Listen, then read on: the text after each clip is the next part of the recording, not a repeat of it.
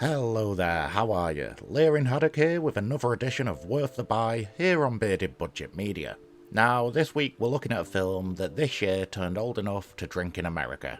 Yes, 21 years ago this pearl of a comedy was released. A film that was not only a hit at the time, but has lasted the years and could even be considered a true great of the field. So let's be an average Joe, bleed our own blood, and dodge, duck, dip, dive and dodge and take a dive into Dodgeball, a true underdog story.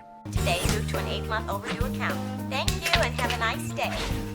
So Dodgeball follows Peter LaFleur, owner of Average Joe's Gym.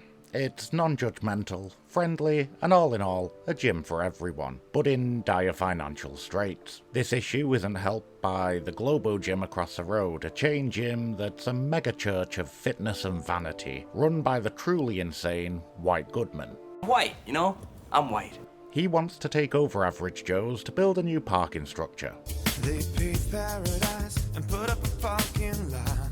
The only way to make the money needed to ensure they don't lose the gym is to enter the Dodgeball tournament in Las Vegas, which has a $50,000 prize for the winner. What follows is essentially a typical underdog sports film, including the ending, but we'll get more into that later. Please like, comment, share and subscribe for more from Bearded Budget Media. It really means a lot to me and it really helps the channel. The casting of Dodgeball can only be described as absolutely spot on. I mean, everyone plays their role to perfection. I don't think there's a single weak link within the cast. I mean, there's great chemistry between everyone, even the protagonist and the antagonist. First up, we have Average Joe's owner, Peter LaFleur, a truly great boss and friend to have. He may make jokes, but at all times he is positive with nearly everyone he knows. I mean, apart from his poor financial management, everyone would love a boss as supportive and as friendly as Peter. See you later, Dater. Played in a very typical way by Vince Vaughn. Absolutely. I don't know how you say Ms. for a Mr., because it's just Mr., but if there was a Ms. Mr., I'm a Ms. as well. His foil in this tale of sporting prowess being antagonist extraordinaire and with a true douchebag flair, White Goodman. Thing here, I'm white, you know? I'm white. W-H-I-T. E. The so-called self-made man who has formed his gym empire and is just an all-round bag of the mightiest of douches, played fantastically well by Ben Stiller. We should mate. What? Date! I said we should date sometime, you know, socially. Go out and kick it. Interesting one regarding Ben Stiller's performance is that White Goodman is essentially the same character as a character he played in a 90s film about a fat camp called Heavyweights. Now, Stiller even admitted that he copy-pasted his performance because he felt that no one had seen the film, so wouldn't notice, not realising that Heavyweights had formed quite a cult following. In fact, Media Pastimes have done a great video regarding that film. Nobody makes me bleed my own blood. Nobody! Next up, we'll bring in the Average Joes, our team to root for. First up, I'm going to mention the trigger for playing Dodgeball, Gordon Pibb. Nervous, a fan of the obscure, and bullied by his wife. L for love. Good times.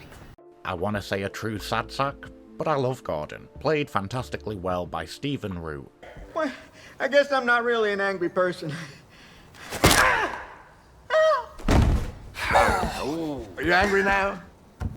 Now, the name may not ring a bell, but he's been all over the place for years, from fantastic films such as Oh Brother Where Art Thou, No Country for Old Men and Get Out, to other projects such as Finding Nemo, Ice Age, and even Brooklyn Nine-Nine. Stephen Root is truly a great character actor, and I feel he deserves more props, so Stephen Root, I salute you.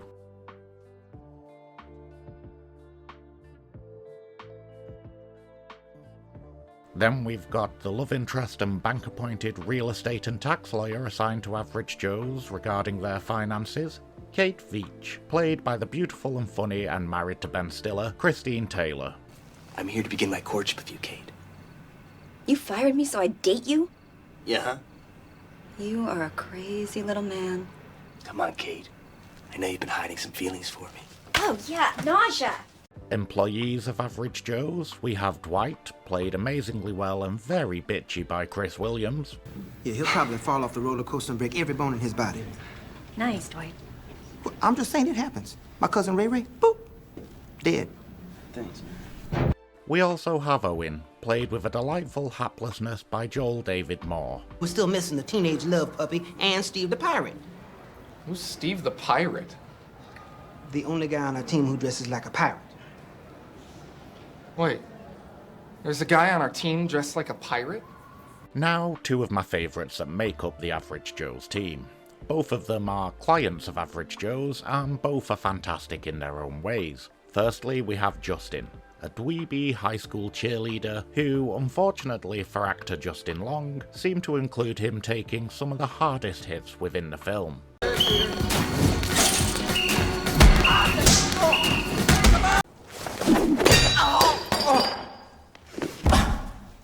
Lest we forget the final member of the team, Steve the Pirate. You heard me right. A guy in full pirate regalia in 2005, living his best life. Played by an actor who I think this film was the first thing I saw him in, the legendary Alan Tudyk. We could sell blood and semen. God. What? Not mixed together. Troop 417. Great. We're playing Boy Scouts. Not quite.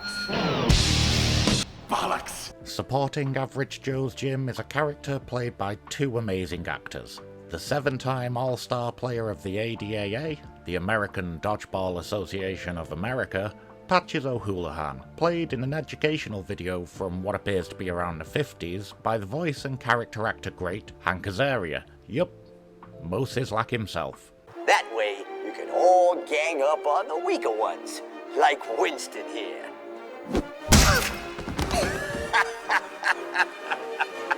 The version we have the most of, though, is the old, uncouth, inappropriate, and now wheelchair-bound version, played with a delectable madness by the acting legend that is Rip Torn. Necessary? Is it necessary for me to drink my own urine? Probably not. No, but I do it anyway because it's sterile and I like the taste. I've got some hookers in my room. What do you say we go celebrate my treat? No thanks, I think I'll just stick with the scarf here, but thank you though. Suit yourself, queer. Going to fly through a couple here, because the script's getting a little long already. White Goodman's right-hand man, and with the best job title ever, is his fitness consigliere, Michelle, played by former NFL player Jamal Duff. I believe you've met my fitness consigliere, Michelle. A ringer on the Globo Gym team, all the way from Romanovia. Gonna go for this. Fran Stalinoskovich Davidovitsky, played by the beautiful and supremely talented Missy Pyle. You're the one who stares at me. Why is this? Because I think you're the most beautiful thing I've ever seen. An amazing pairing of actors that have some of the greatest lines in film history are the commentators for ESPN8, The Ocho. We have the play-by-play commentator, Cotton McKnight, played by one of my favourite character actors, who's also amazing with his voice work, Mr. Gary Cole. Oh, now there's a souvenir for a lucky fan. A city where you can get a happy ending, but only if you pay a little extra. The colour commentator alongside him, who appears to be in his own strange little world, Pepper Brooks, played fantastically well by Jason Bateman. It's gotta be the hair, Cotton. It's beautiful, feathered, and lethal. You just don't see it nowadays. I don't like to mention too many cameos in these sections, as if you haven't seen it, I don't want to spoil that surprise. But with this film, there's an elephant in the room with a certain cameo. You know the scene I mean. In the bar, Peter LaFleur meeting multi-Tour de France winner Lance Armstrong. You know, once I was thinking about quitting when I was diagnosed with brain, lung, and testicular cancer, all at the same time. But with the love and support of my friends and family, I got back on the bike, and I won the Tour de France 5 times in a row. His speech kinda hits a little different nowadays, doesn't it? On the other hand, at least the other cameos still hold up. Is it the best comedy? No, but it's up there. Is it the best sports movie? No, but again, it's up there. And who'd have thunk it that this comedy about a kid's game would become such a cultural and sporting reference so many years later? I mean, It piqued interest in dodgeball as a sport, leading to multiple leagues across the Americas and the globe, and probably the biggest cultural impact it had was ESPN8, The Ocho. A satirical take on the amount of sports channels available, with so many often being for niche markets. ESPN ran with it. For multiple years, it ran a day or more a year, where one of their channels would rebrand as ESPN8 Ocho for the day, and show obscure sports akin to, Red Bull sporting competitions, and the very local to me, Black Pudding Tossing World Championship. The fact that a gag from a comedy film turned into a yearly showcase of obscure and unusual sports, and then appears to be a seasonal web-based TV channel available on Roku, and again, showing obscure sports. It's a gambler's dream. Likely well known by a lot of people at this point, the ending was changed quite dramatically. Following a test screening where the end of the film was Globo Gym winning, but the audience just really didn't like it. I mean, I understand the idea from the creators. A true underdog story often ends that way. Let's put it this way. Here in the UK we have the FA Cup. It's a football tournament that involves the majority of professional and semi-professional clubs. Regularly, not necessarily every year, but often, a club from a lower league will perform much better than expected. I'm talking a club where their best player is a plasterer in the middle of the week. Half the country will back them as they get the title Giant Killers for beating teams multiple leagues ahead of them. But as the tournament goes on, higher leagues are added at later dates. This will often lead to a huge payday for our plucky, plastering underdogs, in the fact that suddenly they're playing against teams with a 40,000 plus seater stadium. But you know what happens most of the time? They get beat. The dream dies, but the benefits often live on. I mean, those paydays, either from gate revenues or TV rights, will often keep a club running. And I get it, when you go to the cinema, you're looking to be entertained and likely wanting to leave the cinema feeling happy. I could just imagine how down those test audiences felt following the original ending. It then led to the ending being changed, adding in the double fault and the sudden death, and even adding in the end credits scene with White Goodman, which I will admit, the White Goodman stinger is an amazing addition, especially as it appears to show still as ire at having to change the ending. That's the problem with the American cinema. Can't handle any complexity in it, Don't make me think. I just want to be entertained. A slight little irk I have. It's generally available on Disney Plus or similar, and that's great because it's available to watch. But it is censored on that version, whether it's cutting a line from the cheerleading tryouts, or amending a politically incorrect pearl from Patches, which, funnily enough, doesn't remove the politically incorrect part. I mean, it's another reason to own physical media, I guess. Well, there we have it. Another episode of Worth the Buy in the net here on Bearded Budget Media. If you haven't seen the film, I highly recommend giving it a watch. If you have seen it, there's never a bad time to rewatch this classic. I've been Lyrin Haddock.